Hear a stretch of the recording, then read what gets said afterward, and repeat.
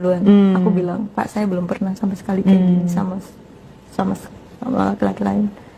Kalau misalnya untuk ciuman dan lain-lainnya, ya nggak sampai ke bawah banget, cuma sampai sini. Bilang, Terus kata dia, kamu tenang aja, saya bakal tanggung jawab apapun yang terjadi malam ini. Saya bakal tanggung jawab. Saya akan ceraikan istri saya dan saya akan menikahi kamu. Itu kata-kata yang aku pikir. Jadi kata-kata pamungkas itulah yang menjadi modal dasar untuk kamu mau menyerahkan segalanya di malam itu. Iya. Terus agak lama juga kan durasinya, karena memang luar biasa sakit banget. Oh ya, berapa lama durasinya? Pokoknya itu tuh jam 1 sampai subuh sih. Sakit banget itu karena kamu baru atau punya dia gede juga? Dua-duanya kayaknya. Gede ya? Dua-duanya. Tapi orangnya kurus kan? Kurus. Rata-rata orang kurus Intinya gede. enggak juga ya? Enggak tahu ya. Yang gendut kelihatannya kecil.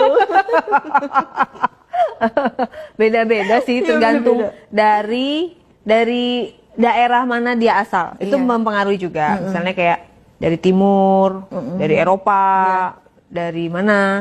Nah, itu bisa kelihatan. Akhirnya ya udah kejadian lah hal itu, bikin aku kepikiran. Aku pulang juga ngerasa bersalah. Tapi kesan-kesan pertama kamu melakukan itu kan kamu pertama kali.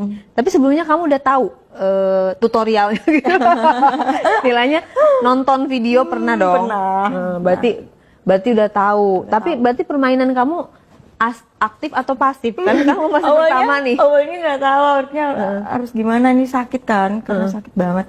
Terus tapi lama-lama lagi enak gitu ya. Iya. Lama-lama enak. Terus awalnya sakit kan, dari jam 1 itu sampai jam 5. Awalnya coba-coba yang tadinya nggak pas semua jadi semua. Terus akhirnya sampai ngulangin 2 kali itu pas malam itu. Lama ya juga ya, jam 1 sampai jam 5 loh. 5 jam. Sampai ya udah akhirnya aku ngasih ke si Pak Putra ini dengan segala halnya, aku percaya. Akhirnya aku menjalin hubungan sama dia. Selama berapa lama? Hampir setahun. Hampir setahun. Jadi perubahan dong dari situ. Wah, aku sudah milik dia kan gitu kan. Istilahnya malam itu kan kamu udah fix punyanya dia, karena udah semua diserahin nama dia. Berarti kamu lebih kayak merasa merasa lebih deket dan lebih kayak nggak ada jarak dong sama dia. Iya, nggak ada. Jadi di kantor juga aku nempel-nempel terus. Orang kantor pada tahu? Lama-lama pada tahu. Pada tahu. Aku sampai di Tante juga tahu. Tante kamu nggak nginterogasi kamu?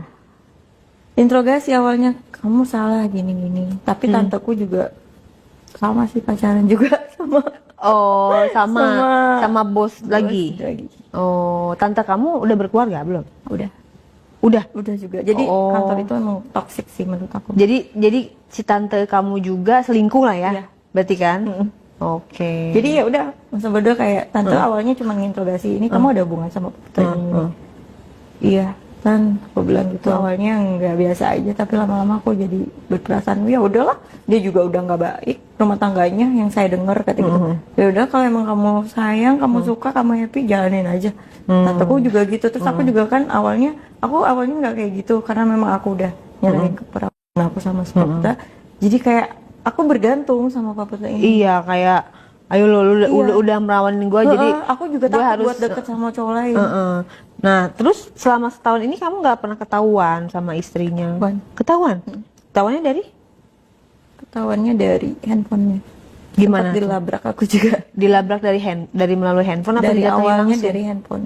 Oh, awalnya dari handphone. Gimana ceritanya? Kok bisa ketahuan? Jadi waktu itu si istrinya ini tahu ada SMS kan waktu itu. Karena aku nggak berani WhatsApp. SMS ke nomor yang satunya lagi, nomor Pak Putra. Jadi kalau Pak Putra di rumah SMS aja ya, jangan WhatsApp, soalnya dicek.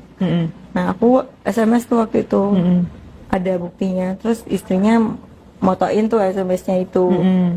Akhirnya aku, ini buktinya loh, kamu punya hubungan sama suami saya belum bercerai, kata gitu kan. Saya mau ketemu sama kamu. Terus aku ngelawan, aku ngelak, saya nggak ada hubungan apa-apa.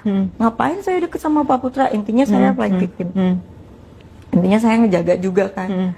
Terus akhirnya seiringnya berjalannya waktu, si istrinya ini udah nggak ada ngubungin lagi nih.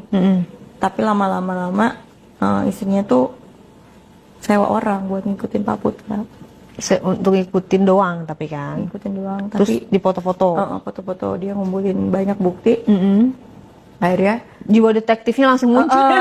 si istrinya itu ya udah di situ aku nggak bisa ngelak apapun lagi.